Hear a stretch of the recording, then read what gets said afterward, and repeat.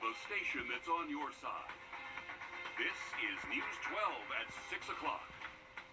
Good evening. There's good news for the gas pumps in the Peach State. In the last hour, Georgia Governor Brian Kemp signing that bill to suspend the state gas tax. We're giving you a live look at the Costco right next door to our station, where you can see some cars lining up to fill up for the weekend. And here's a look at gas prices today in the two-state right now. The average price per gallon in Georgia is $4.22.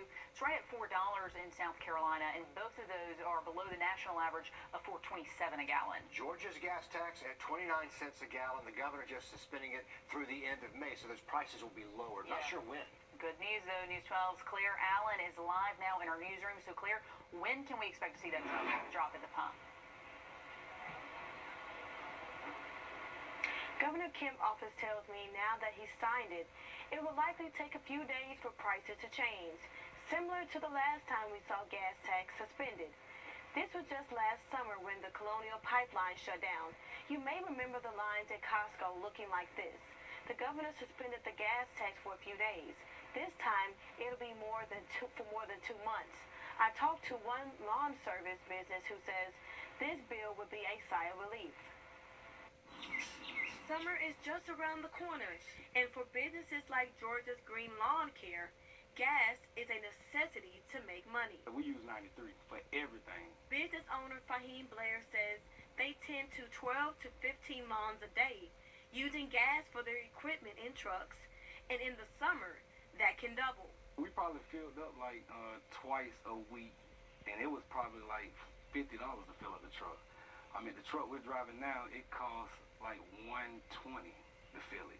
The state gas tax will now be suspended through the month of May. Researchers say increased fuel costs and high inflation could cost the average household $2,000 more a year. So the relief is definitely needed. 100%. Yeah, we need anything gonna help. Until then, folks are feeling the burden of high gas prices affecting their everyday lives. It really done cut a lot into our profit. Even with a lot of our customers, you know, it's having to be some price changing. That gas tax is 29 cents per gallon. So in just a few days here in Augusta, we could start seeing prices just under $4. And we are all ready for that. I know everybody's sitting on a half tank. It's going to sit there a little bit longer. Try to wait that out. Yeah. All right, thanks, Claire. To weather now as we take a live look outside over the... Cool us off. Temperatures will hover in the upper 50s to low 60s this evening into early tomorrow morning. There will be the opportunity for a few more raindrops out there early tomorrow. Much more on that weekend forecast in just about 10 minutes. New developments in the death of an Aiken County man found tied up in the basement of his own home. A suspect is now behind bars charged in connection to that case. This is our first look at the mugshot for Adedola. We're told he was arrested Tuesday in connection to the death of 61-year-old Eldon Ledford, whose body authorities found inside a home in Jackson back in November. We're working to get more details about what charges he is facing. We're also learning more about the father found dead in a driveway in Richmond County. The sheriff's office says they found 25-year-old Alan Newsom around 1:15 this morning outside a home on Ulm Road in South Augusta. Deputies say he had a gunshot wound and he was pronounced dead at the scene. Deputies and the coroner's office are investigating. Oh, thank you.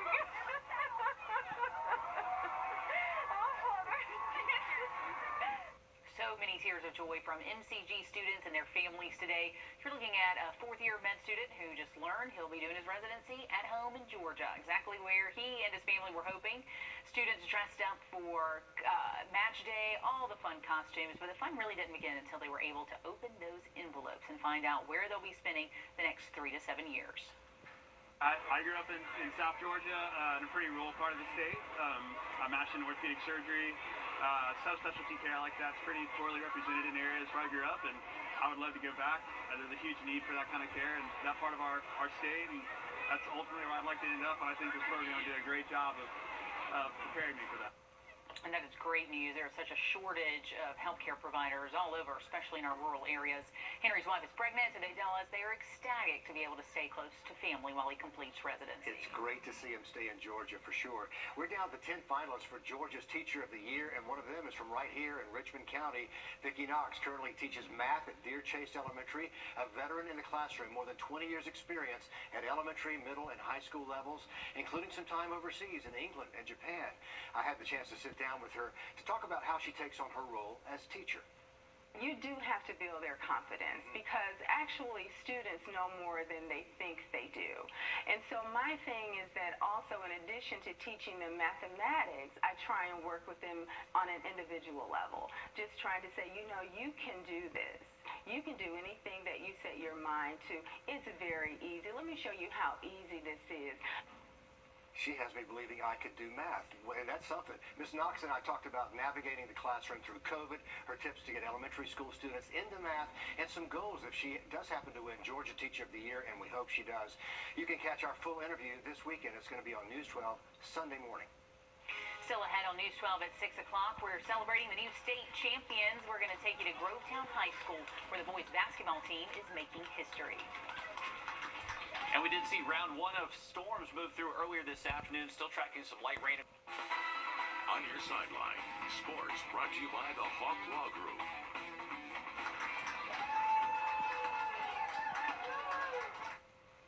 Claps and cheers for the state champions today. Celebrations for the Grovetown High School boys basketball team are underway. Good times. The Warriors taking home the state title with a win over Buford last week in Macon, Georgia. And it's a first not only for the high school, but for the entire Columbia County School District. It's pretty big stuff. This is historic. The county had a celebratory parade. They had those parades going on all day long. We've got Wrdw, who got to tag along. On the final stop of the Warriors State Championship Tour, the Warrior welcome lined the hallways waiting for them. Seeing all the kids, seeing how they put a smile on their faces and all that, it feels very good. Junior point guard Arise Kenzie handled carrying the trophy.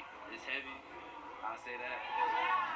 Carrying the weight of his team's achievements is priceless. It feels good that we won the state championship. This is the first one, and it's a special time, so it's been pretty awesome. Head coach Darren Douglas is in his third year at Grovetown. Watching his kids high-five and look up to his players is what it's all about. I can remember being a young kid and seeing things like that and telling myself I can't wait till I get to high school and come back and do that. So it's been cool for these guys to have that opportunity. Winning the state title is great, but there's a deeper meaning behind the trophy and medals. I keep telling them don't let this be the best thing that happened to them in their lives, or otherwise we failed them. But hopefully it's something to propel them on towards greatness in the rest of their lives. And it was all for the community. I'm just happy because it's a great positive thing for Grovetown. Grovetown, Wrdw on your side.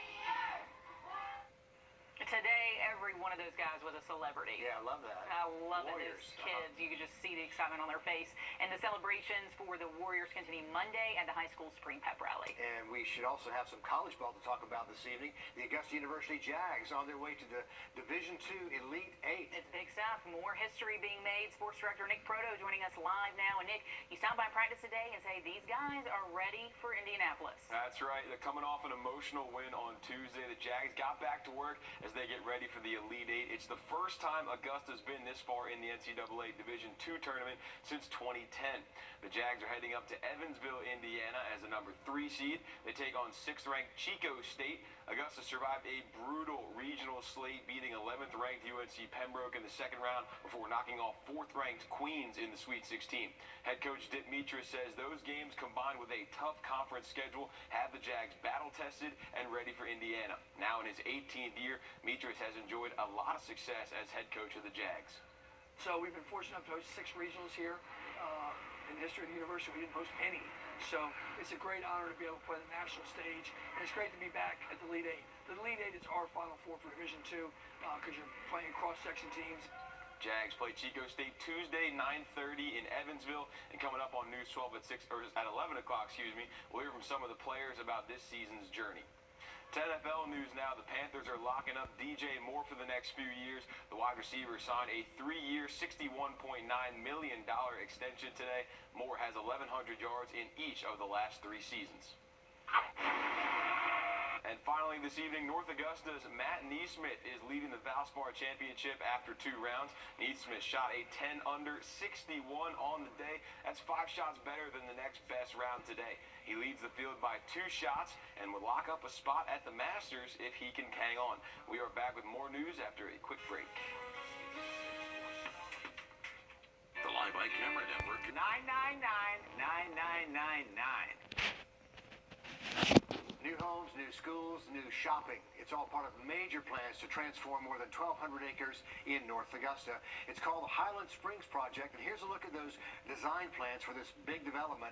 It would go right off Palmetto Parkway, near the old Sudlow Lake and Oscaga Lake roads, right near the new Highland Elementary and middle schools set to be built in the future. Also on the table, Project Pascalis in downtown Aiken. That's the plan to demo the old Hotel Aiken and replace it with a new hotel, retail space, and new apartments. Aiken County leaders tell us there's a goal with all of this new development. Here's News 12's Craig Allison with what all they hope to come with it. Aiken has grown tremendously, and it's going to continue to grow. And take it off in leaps and bounds. Miss Jones, who co-owns Palmetto Seafood off Lawrence Street, says she's thrilled about the new projects lined up to refresh Aiken. It's great for all businesses, not just our business. Downtown is all we can do is go forward. All we can do is move up. Something the city hopes it brings in a newer crowd. Over the last 2 decades at least, 25 or 30 years, the city of Aiken's been very successful in attracting retirees to the community. That has kind of stilted our demographic. He says rental housing initially created for a younger generation ends up being bought by baby boomers downsizing into the community. Through Project Pascalis, Aiken seeks to put in a new regional conference center, parking garages, replace Hotel Aiken, and these newest drawings that plan on revamping Newberry Street. Right now it's a lot of hardscape, and so it's essentially a parking lot. It's a nice parking lot, but it's a parking lot right now. Unfortunately, a new parking lot is the future for Taj Aiken. It's a good project for the city. A lot of people will become, a lot of businesses will become, but for us, like the small business, it's not helpful for us. It's located next to Hotel Aiken, and he says the city bought up the space, and he has until July to find a new location. Making money to survive for me and for my employees. And we just opened this restaurant 2 years back, so it was not enough time for us. A mixed bag of opinions, but city leaders hope the project could bring a lot of new business. In Aiken, Craig Allison, on your side. A lot to look forward to with a couple of big projects there. After a forced 2-year hiatus for COVID, the Special Olympics Games back in Columbia County. The pandemic has been tough on all of us, but for families with special needs kids, many who are high risk, the challenges can be overwhelming, which is why today was a true celebration 2 years in the making. The flame of the torch didn't hold a candle to the spark in the eyes of these athletes today. They light up their faces. It brings true tears to us. And for parents who have been so worried for so long, navigating a pandemic with special needs children, today felt like a weight finally lifted.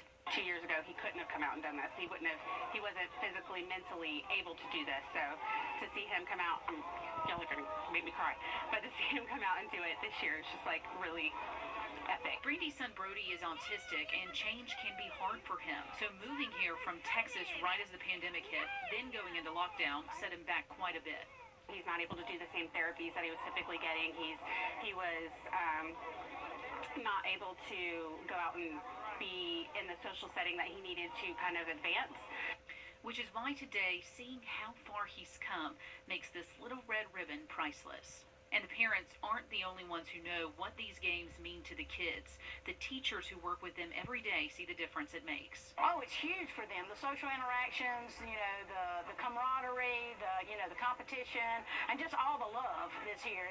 Everyone hopeful for the first time in a long time. The finish line for the pandemic chapter is finally here. News 12 is proud to be part of that celebration for more than 20 years now. Yeah. Just would not miss it. I hated missing it for 2 years. We were so thrilled that it was back today, and it really felt like coming home. So congratulations to all those athletes. And our photojournalist, Aaron Talent, took so many great photos out there today.